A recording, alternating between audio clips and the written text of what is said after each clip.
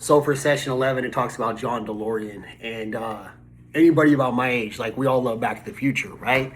And if you don't, then that's an automatic fail. Like I'm not even trying to talk to you anymore because that is one of the greatest pieces of cinema in history.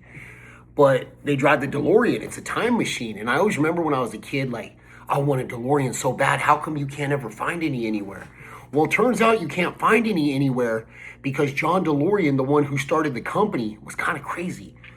And he didn't know how to run an organization. He was a genius, but he didn't know how to do like the efficient things. And he got too caught up in his ego. It turns out he wasn't making time machines. I thought all DeLoreans were time machines, but I guess they're just regular cars. Go figure. But he was so attached with his identity to doing what he wanted that when he found out it wasn't working, he couldn't abandon it because then he would be abandoning his identity. You see this with GMs for football teams. They'll draft a certain quarterback and they'll let him stay and play so long, even though he sucks, because by getting rid of that quarterback, they're admitting they made a mistake and they can't do that. Their ego doesn't let them do that. Guys, they say don't quit. I got to tell you, I've quit a lot of stuff. I think it's very important to quit when you're supposed to. You know, we only have so much energy. And when you realize you're not getting a return on that energy, it's time to try another strategy. And where does that work for us at Pest Pros? Well, if you're trying something a certain way and you see it's not working, don't have such an ego that you can't abandon that approach and start another one. You're just hurting yourself and everybody else at the company.